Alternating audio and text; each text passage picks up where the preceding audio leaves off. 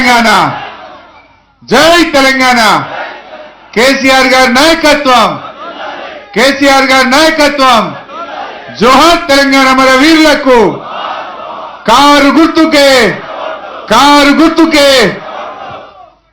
గౌరవనీయులు పెద్దలు, మీ అందరి ఆశీస్సులతో మన వేములవాడలో హ్యాట్రిక్ కొట్టబోతున్న హ్యాట్రిక్ కొట్టిండి ఆల్రెడీ, అసలు నాలుగోసారి ఎమ్మెల్యే కాబోతున్న మా చెన్నమనేని రమేష్ అన్న గారికి ఈరోజు తెలంగాణ రాష్ట్ర ప్రభుత్వానికి నాడు ఉద్యమంలో నేడు ప్రభుత్వంలో ఢిల్లీలో ఈ రాష్ట్ర ప్రయోజనాలు కాపాడడానికి నిరంతరం కృషి చేస్తున్నటువంటి పెద్దలు గౌరవనీయులు మా వినోదన్న గారికి, గౌరవనీయులు బాపిరెడ్డి గారికి, సెస్ డైరెక్టర్ రమేష్ గారు, market committee chairman Ashok garu, municipal chairman Uma గారు, సీనియర్ నాయకులు మహేష్ గారు, ఎంపీపీ శ్రీనివాస్ గారు, జెడ్పీటీసీ గంగాధర్ గారు, వేదిక మీద ఉన్న గౌరవ ఎంపీటీసీలు, సర్పంచులు, మా అక్కా చెల్లెళ్ళు, అన్నదమ్ముళ్ళు,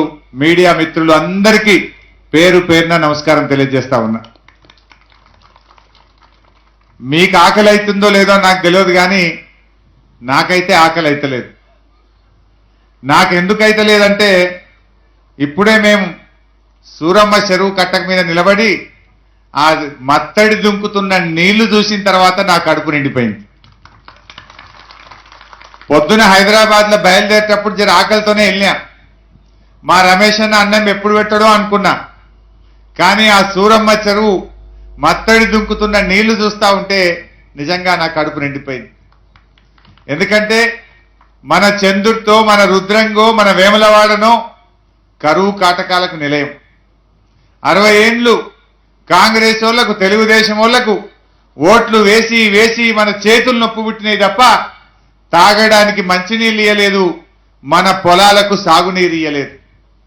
కానీ ఈరోజు తెలంగాణ తెచ్చుకొని ఈ 4 ఏండ్ల టీఆర్ఎస్ ప్రభుత్వ హయాంలో ఇంటింటికి మంచినీళ్లు, ప్రతి ఎకరానికి సాగునీరు తెచ్చే ఒక గొప్ప ప్రయత్నం ఈరోజు సాగింది.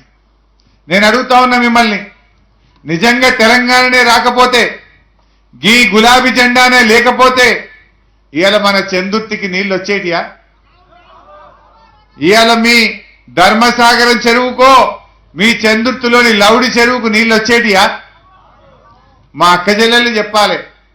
బతుకమ్మ పండుగ వస్తే మా అక్క చెల్లెళ్ళు పాపం బతుకమ్మలు వేసుకోవాలంటే మా చాకలోళ్ళు పాపం మా రజకుల యొక్క దోబిఘాట్లలో నీళ్లు నింపి బతుకమ్మలు వేసుకున్నాం. అవునా కాదా అక్క? ఒక్క చెరువుల నీళ్లు ఉంటుండేనా? ఆ రజకుల దోబిఘాట్లలో మోటార్ పెట్టి సింగిల్ ఫేజ్ మోటార్తో నీళ్లు నింపితే దోబిఘాట్లలో బతుకమ్మలు వేసుకునే పరిస్థితి కల్పించింది ఈ కాంగ్రెస్ తెలుగుదేశం వాళ్ళు కాదా?